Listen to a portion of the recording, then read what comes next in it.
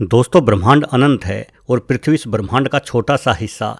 इसलिए ये तो हो ही नहीं सकता कि इस पूरे ब्रह्मांड में जीवन केवल पृथ्वी पर ही हो। ब्रह्मांड में पृथ्वी जैसे अरबों ग्रह मौजूद हैं जिन पर पृथ्वी की ही भांति जीवन होने की संभावना को नहीं नकारा जा सकता। ब्रह्मांड में बसी कुछ सभ्यताएं बेहद ही कम उन्नत होंगी तो कुछ सभ्यताएं विज्ञान और तकनीक के मामले में हमसे भी लाखों गुना आगे होंगी। ऐसे में सवाल उठता है कि कोई उन्नत परग्रही सभ्यता हम तक आती क्यों नहीं, या फिर हमारे साथ संपर्क करने की कोशिशें क्यों नहीं करती। इस सवाल के दो जवाब है। एक तो ये कि दो जीवन जीने योग्य ग्रहों के बीच दूरी इतनी अधिक है कि चाहे कोई सभ्यता कितनी ही तरक्की क्यों न कर जाए, वो कभी ब्रह्मांड के किसी अन्य जीवन रूपी ग्रह को नहीं खोज सकती। और दूसरा, किसी उन्नत सभ्यता ने हमें ढूंढ लिया है किंतु वो सभ्यता ना हमसे संपर्क करना चाहती है और ना ही हमारे ग्रह पर आने में उन परग्रहियों की कोई रुचि है। अब भला ऐसा क्यों है? आखिर क्यों कोई उन्नत सभ्यता हमसे मिलना नहीं चाहती? चलिए आज के वीडियो में इसी बारे में जानने की कोशिश करते हैं।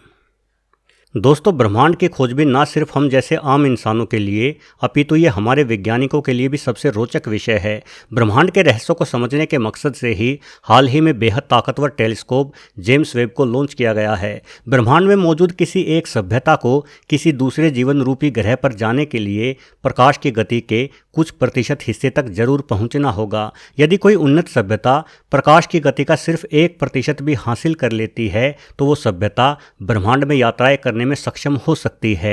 भले ही ये गति हमारे लिए आज नामुमकिन हो, क्योंकि हमारी पृथ्वी के सबसे बुद्धिमान प्राणी यानी इंसानों का जीवन शुरू हुए अभी कुछ लाख साल ही हुए हैं, किंतु हमारी आकाशगंगा खरबों वर्ष पुरानी है। यहाँ जरूर कोई सभ्यता इतनी अनुभवी हो सकती है जो अप्रत्याशित गति हासिल करके हम तक पहुंच जाए।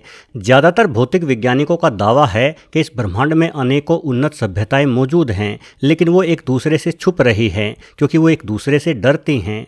कल्पना करो कि आप एक शिकारी हैं और आप किसी घने अंधेरे जंगल में छुपकर बैठे हैं। तभी अचानक आपको कुछ रहस्यमयी आवाज़ें सुनाई देने लगती हैं। ये आवाज़ें सुनकर आप तुरंत चौकन्ने हो जाएंगे और अपनी बंदूक को संभालेंगे।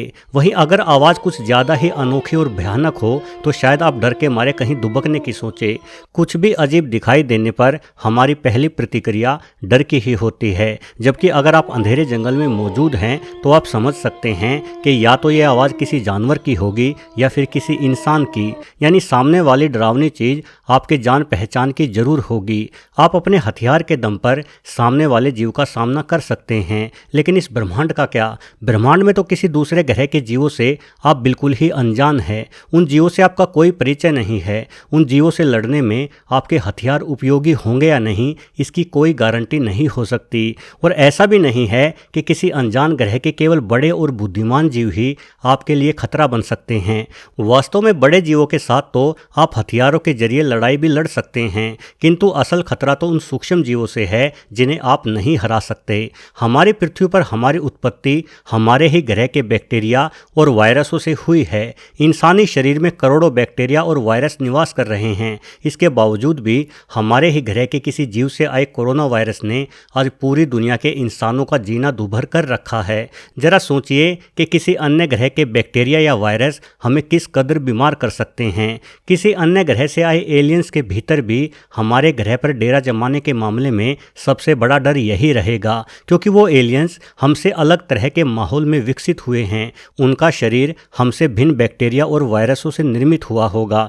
इसलिए हमारे ग्रह के सूक्ष्म जीव और वायरस उस एलियंस को गंभीर रूप से बीमार कर मार डालेंगे। दोस्तों, हर एक जीव अपने आप को हर हाल में जिंदा रखना, अपने संसाधनों पर कब्जा करना और अपनी जनसंख्या बढ़ाना चाहता है। अगर कोई दूसरा जीव भी अपने आप को जिंदा रखने के लिए उन्हीं संसाधनों को प्रयोग में लाता है तो उन दोनों जीवों के बीच लड़ाई छिड़ जाएगी। उदाहरण के लिए शेर और लकड़बग्गे एक साथ ही जंगल में रहते हैं और मांस पर ही निर्भर हैं। इस कारण जंगल में शेरों और लकड़बग्गों की लड़ाई होना आम बात है। यानी खाने और अपने आप को जिंदा रखने के लिए दो जीवों के बीच चलने वाली प्रतिस्पर्धा कभी भी समाप्त नहीं होती। अगर हम इंसान अपने इतिहास पर नजर नज़र डालें तो पाएंगे कि हमारे पूर्वजों ने भी पानी, ज़मीन और धन के लिए न जाने कितने ही युद्ध लड़े हैं, क्योंकि हम सभी इंसान एक जैसे ही हैं। हमारे खाने पीने की ज़रूरतों से लेकर सुख सुविधाओं की ज़रूरत एक ही समान है, किंतु एलियंस निश्चित रूप से हमसे अलग होंगे।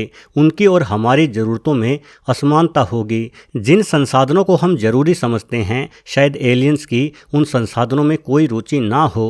उदाहरण के लिए, आज से सिर्फ कुछ 100 वर्ष पूर्व ही हम यात्रा के लिए पशु ऊर्जा पर निर्भर करते थे।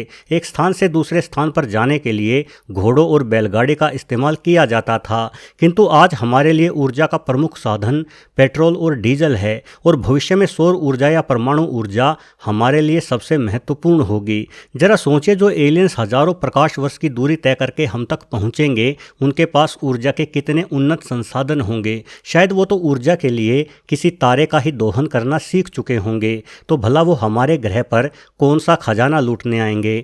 वस्तुतः बुद्धिमान एलियंस का हमसे टकराव का कोई कारण ही नहीं खोजा जा सकता। दूसरी बात यह कि भले ही कोई सभ्यता कितनी ही उन्नत क्यों न हो, किंतु किसी दूसरे ग्रह पर जाकर उस ग्रह के वासियों से लड़ना इतना आसान कार्य नहीं है। यदि कोई परग्रही सभ्यता हमसे लड़ने को आएगी तो उस सभ्यता की आधी ऊर्जा तो पृथ्वी तक आने में ही खर्च हो जाएगी, और यहाँ आने में उस सभ्यता को हजारों वर्षों का समय लगेगा। हो सकता है कि इतने वर्षों में हम इंसान भी उनके बराबर लड़ने की क्षमता विकसित कर लें। हमारे ग्रह पर आकर एलियंस हमारे साथ अपनी पूरी क्षमता से भी नहीं लड़ पाएंगे। भले ही हम तकनीक के मामले में कम हों, किंतु हम कई सारे ऐसे कदम उठा सकते हैं जिनके सामने एलियंस नहीं टिक पाएंगे। उदाहरण के लिए, पृथ्वी के चारों ओर मौसम या जीपीएस आदि की गणना करने के लिए करीब 2000 मानव निर्मित सैटेलाइट्स घूम रही हैं। यदि हम अपनी मिसाइलों से उन सभी सैटेलाइट्स को तबाह कर दें तो लाखों टुकड़ों में बंट चुकी ये सैटेलाइट्स पृथ्वी के चारों ओर एक सुरक्षा कवच तैयार कर देंगी। जैसे ही एलियंस हमारी ओर बढ़ेंगे, ये टूटे सैटेलाइट्स कोई 50,000 किलोमीटर प्रति सेकंड की रफ्तार लिए एलियंस के यूएफओ से टकरा जाएगी, और इस रफ्तार पर एक मूंगफली का दाना भी किसी राइफल की गोली से ज़्यादा नुकसान कर सकता है। यानी हमारे सैटेलाइट्स का कूड़ा एलियंस की यूएफओ को तबाह करने के लिए काफ़ी रहेगा। हमारी पृथ्वी के चारों ओर ओजोन परत है। पृथ्वी से टकराने वाली कई सारी चट्टानें रोजाना ओजोन के घर्षण द्वारा ही नष्ट होती हैं। पृथ्वी पर आते समय जब एलियंस की यूएफओ इस ओजोन परत के साथ घर्षण कर रही होगी तो एलियंस किसी प्रकार का हथियार इस्तेमाल नहीं कर सकते, क्योंकि ओजोन के साथ घर्षण के कारण उनके हथियार उन्हीं की यूएफओ पर फट पड़ेंगे, और ठीक इसी समय अगर हम एलियंस पर हमला कर दें तो उन पर दोहरी मार पड़ेगी। ओजोन परत के ज्वलनशील वातावरण में हमारी मिसाइल बेहद अधिक विध्वंसकारी साबित होगी। निश्चित तौर पर एलियंस हमारे हमले को नहीं सहन कर पाएंगे और उनकी यूएफओ टुकड़ों में बिखरकर पृथ्वी पर आ गिरेगी। दोस्तों, यदि एलियंस हमारी धरती पर आते हैं तो उसका एक बहुत बड़ा कारण ये होगा कि उनका अपना ग्रह किसी कारण से नष्ट हो चुका होगा, जिस वजह से उन्हें मजबूरन अपने ग्रह से भागना पड़ा होगा। युद्ध सामग्री बेहद भारी होती है, यानी एलियंस अपने सभी हथियार हम तक लेकर नहीं आ पाएंगे, और ना ही उनकी पूरी आबादी या सेना हमारे ग्रह पर आने से रही। जब एलियंस अपने ग्रह से भागे होंगे तो कुछ एक बहुत अमीर आदमी या बूढ़े और थुलथुले नेता वगैरह ही यूएफओ का टिकट खरीदने में कामयाब हो पाए होंगे। यानी अगर एलियंस धरती पर सकुशल उतर भी आते हैं तो भी उनका सामना करना बहुत अधिक मुश्किल कार्य नहीं होगा।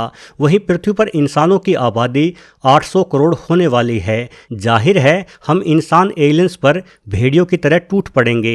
अनेकों आतंकवादी संगठन भी हमारी धरती पर मौजूद हैं जो अब तक अपने मूर्खतापूर्ण कृत्यों के लिए अपनी जान देते आए हैं। अगर उन्हें भी समझा बुझाकर इस मिशन में शामिल कर लिया जाए तो निश्चित तौर पर खुद को शहीद कहलवाने के मकसद के चलते वो आतंकी अपनी कमर पर बम बांधकर यूएफओ में कूद पड़ेंगे। दोस्तों, भले ही हमारी पृथ्वी पर आने वाले एलियंस हमसे कहीं अधिक उन्नत तकनीकें और हथियार रखते हों, लेकिन मेरा मानना है कि अगर हमारी पृथ्वी पर आकर एलियंस हमसे लड़ते हैं तो हम उन्हें दौड़ा दौड़ा कर पीटेंगे। आपकी इस बारे में क्या राय है, कमेंट्स के जरिए जरूर बताएं। वीडियो देखने के लिए आपका बहुत बहुत धन्यवाद।